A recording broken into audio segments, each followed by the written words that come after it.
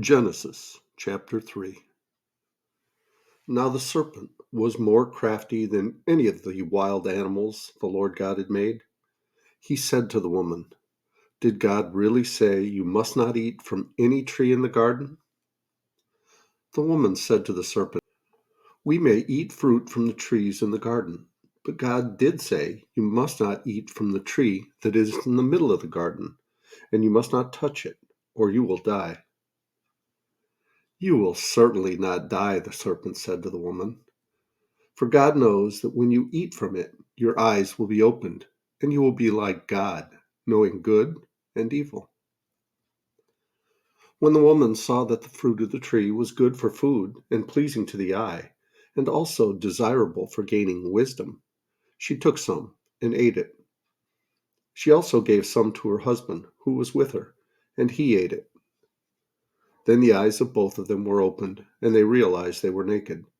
So they sewed fig leaves together and made coverings for themselves.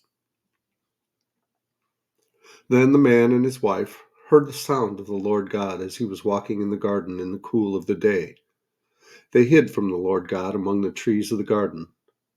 But the Lord God called to the man, "Where are you?" He answered, "I heard you in the garden, and I was afraid because I was naked, so I hid." And he said, "Who told you that you were naked? Have you eaten from the tree that I commanded you not to eat from?" The man said, "The woman you put here with me, she gave me some fruit from the tree, and I ate it." Then the Lord God said to the woman, "What is this you have done?" The woman said, "The serpent deceived me, and I ate." So the Lord God said to the serpent, "Because you have done this, cursed are you above all livestock and all wild animals. You will crawl on your belly, and you will eat dust all the days of your life. And I will put enmity between you and the woman, between your offspring and hers. He will crush your head, and you will strike his heel." To the woman he said, "I will make your pains in childbearing very severe. With painful labor you will give birth to children. Your desire will be for your husband, and he will rule over you." To Adam he said, "Because you listened to your wife and ate fruit from the tree about which I commanded you, you must not eat from. Cursed is the ground because of you. Through painful toil you will eat food from it all the days of your life.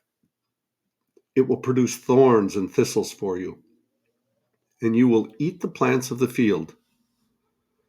By the sweat of your brow you will eat your food until you return to the ground, since from it you were taken, for dust you are, and to dust you will return."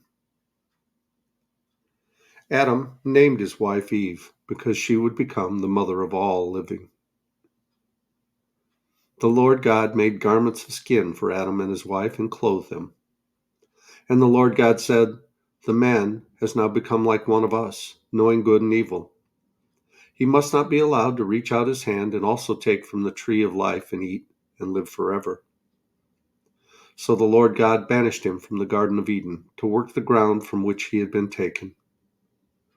After he drove the man out, he placed on the east side of the garden cherubim and a flaming sword flashing back and forth to guard the way to the tree of life.